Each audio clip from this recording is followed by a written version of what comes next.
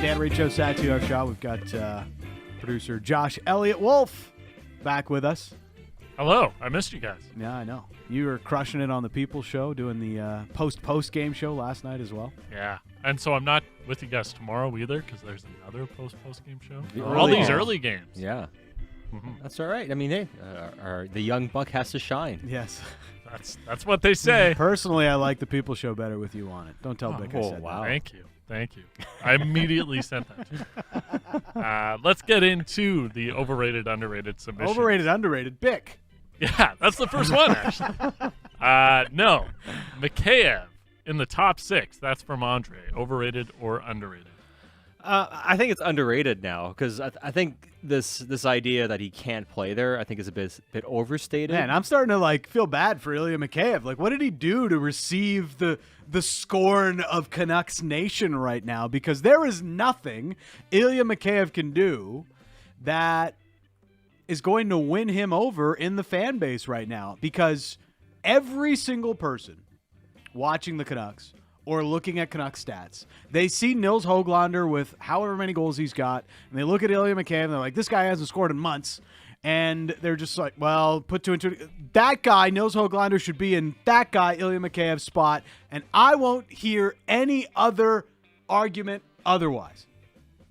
But realistically, Ilya Mikheyev, especially in the spot that we're going to see Rick Tocchet use that line as not only a line that can produce offense, but also one that can match up against the opposition's top line. Yeah.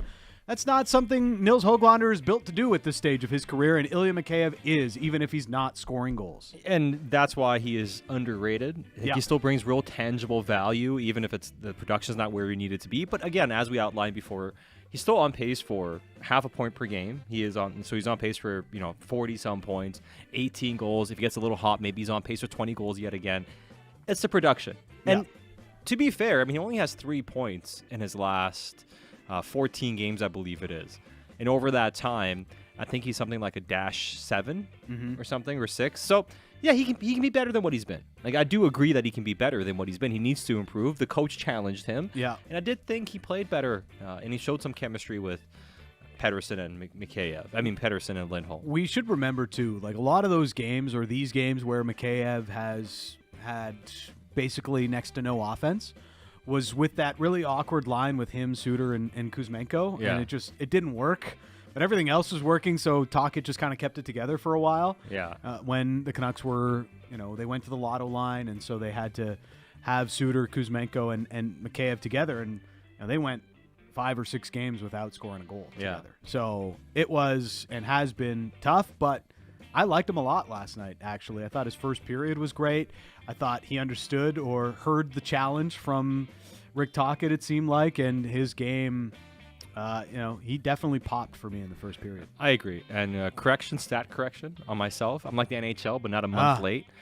15 games played, 3 assists, -4. Yeah.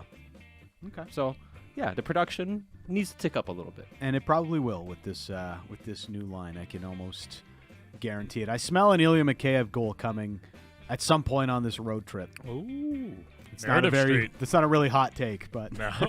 He might score over the next 4 games. Super hot take there, Dan. Next one, MC. Deadline additions to improve the second power play unit. Overrated or underrated? I'd say that's overrated. The way the question or the comment is phrased, I'm not spending a ton of time looking at how a potential acquisition is going to improve my second unit power play. Realistically, they don't play that much. They maybe get 45 seconds. A lot of times we see the Canucks top unit because they dominate possession so well, they end up being in the zone for almost the whole power play and not switching because they've got so much pressure on the opposition. It's just it's not an area that brings enough value that would be something I'm looking to upgrade at the trade deadline. There's other places the Canucks can upgrade. I just don't think they should try to upgrade under the guise of this guy can help our second unit power play. Yeah, I don't think that if you have to rely on your second unit power play, I think there are bigger issues going on. If we're sitting here saying, man, they didn't get a second power play unit goal. It's like, if that's what we're grasping at, then there are bigger issues. Especially with how power plays, it comes down to your first unit. Having options better, yes, but it comes down to that first unit. Next one from Sion, trading for Frankie V. And Frank Vatrano as the final piece of the puzzle was another submission as well. Ooh, final piece of the puzzle. Wow. I love it. I'm a big Frankie V guy. And not just because he's Italian, you know. I feel like that's the main reason, though. You think that? I don't know. I think so. I think that plays a big part into it.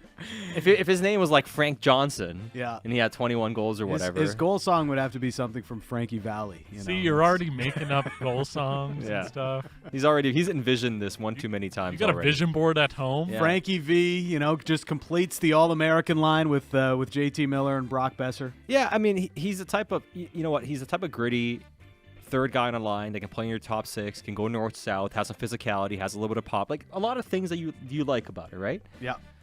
I'm not sure I can view him as a final piece type, so I'd say if that's how we're viewing him, a bit overrated. But he's a nice player. He'd be a guy that would fit in really well for sure. Especially now that you've already added Lindholm. Yeah. If he was your top addition at the deadline, I'd be like, And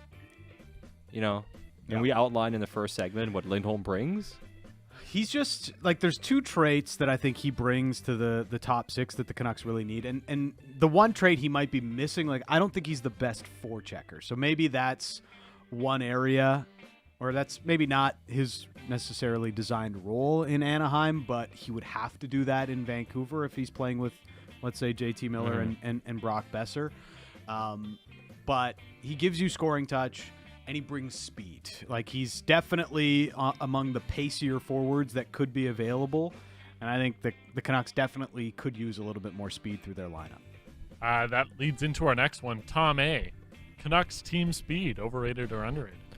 I'd say overrated if you think they're fast. The Canucks are not a fast hockey team. And if you look at the stats in terms of speed, and the Canucks rank at the bottom of the league, but they can play fast with how they move the puck and how well they're structured, the puck support. So they look like they can be a fast team, but they're not physically a fast hockey team. They're not, but they can play fast as a team. Well, in the first period, they looked faster than the Carolina Hurricanes. Yes. And I wouldn't say anybody out there just looking at the two teams on paper would say, oh, yeah, the Canucks are a faster team than Carolina. But as the old saying goes, your Pee-wee hockey coach probably said this to you 1,000 times, but it's true. The puck moves faster than any player out there. So when the Canucks are connected, that's when we see them play fast and they look fast. But they could still use a little bit more speed. That's getting to loose pucks, getting in harder on the forecheck. You saw it in the third period where the forecheck kind of became non-existent for the Canucks. Maybe they could use a little bit more speed to have guys that can get in there and sort of help them relieve that pressure that sometimes becomes a little bit of a white-knuckle situation for the Canucks in the third period when they're defending a lead.